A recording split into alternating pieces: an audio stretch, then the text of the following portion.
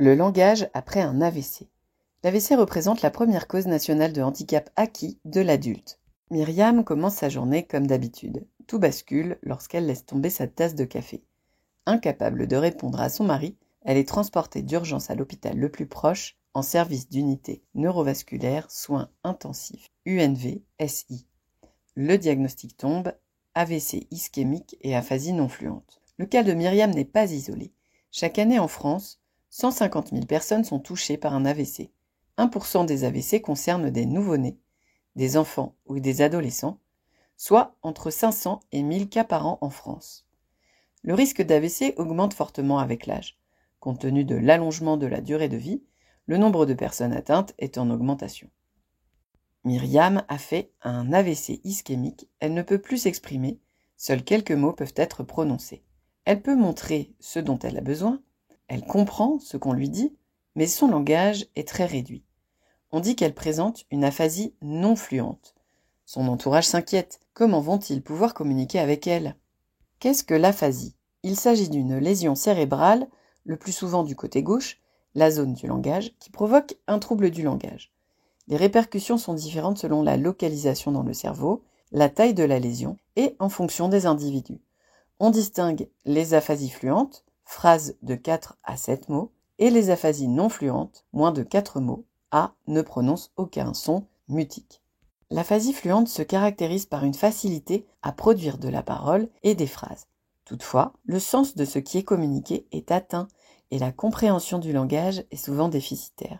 La personne ne comprend pas tout et les mots qu'elle utilise ne sont pas toujours adaptés. Quand elle demande de sel, son cerveau sélectionne le mot salade et elle dit « passe-moi la salade ». La capacité à comprendre le langage est souvent mieux préservée que celle à le produire. Dans les aphasies non fluentes, elle comprend mieux qu'elle ne parle. Tous les versants de la communication peuvent être touchés. Compréhension et expression orale et ou écrite, cognition mathématique, mélodie de la voix. La personne aphasique a des difficultés à exprimer sa pensée, cherche ses mots, les transforme, dit un mot à la place d'un autre. L'aphasie n'est pas une atteinte intellectuelle, une difficulté à entendre ou une maladie. C'est l'orthophoniste qui évalue et prend en soin ce type de trouble du langage. Par quoi commencer ? Lors de la phase aiguë, son mari Jacques lui ramène ses appareils auditifs. Il lui parle, lui apporte de la musique qu'elle aime. Il joue à des jeux qui ne nécessitent pas de parler, comme le Mikado, les dominos ou regarde des photos. Au fil des jours, elle arrive à vocaliser des sons, à prononcer des mots, mais pas toujours de manière adaptée. Elle peut les dire de manière automatique.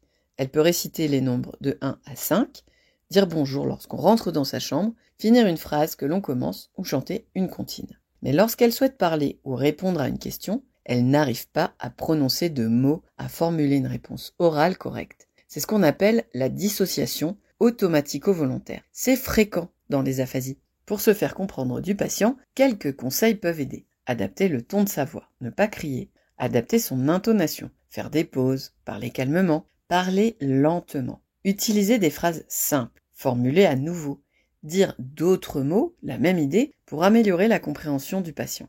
Vérifier sa compréhension, éviter l'interprétation. As-tu compris ? Utiliser les gestes pour confirmer la validité du oui et non chez le patient. On va lui demander d'associer un geste pour oui et un geste pour non.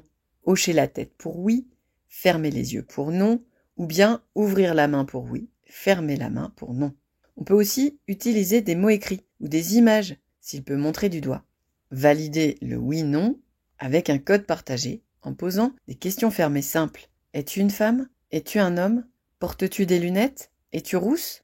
Quand le code fonctionne, tout le monde l'utilise pour communiquer avec le patient.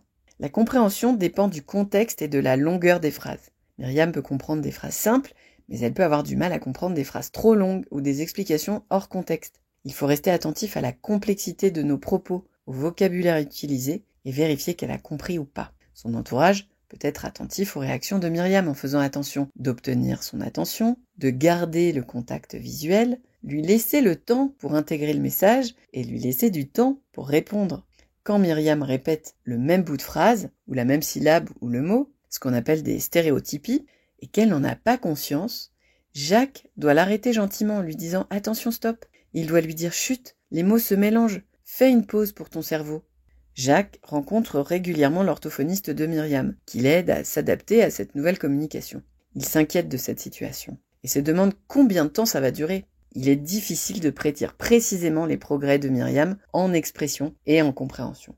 Plus les difficultés langagières sont identifiées tôt, plus tôt une rééducation pertinente est proposée. La rééducation orthophonique. Myriam a bénéficié à son arrivée à l'hôpital d'une fibrinolyse. C'est un traitement visant à dissoudre le caillot de sang responsable de l'accident vasculaire cérébral. Il est proposé dans les 4 heures suivant l'apparition des symptômes. Ce soin d'urgence favorise une meilleure récupération.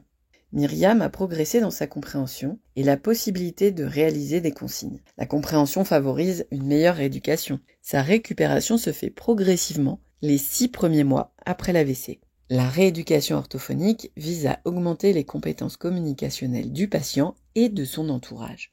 Myriam voit une orthophoniste en neurologie. Elle poursuit sa rééducation en service médical de réadaptation. Le relais thérapeutique pourra se faire en libéral ou en hôpital de jour à son retour à domicile. Avec le temps, la patience et le soutien de ses proches, des progrès significatifs sont possibles.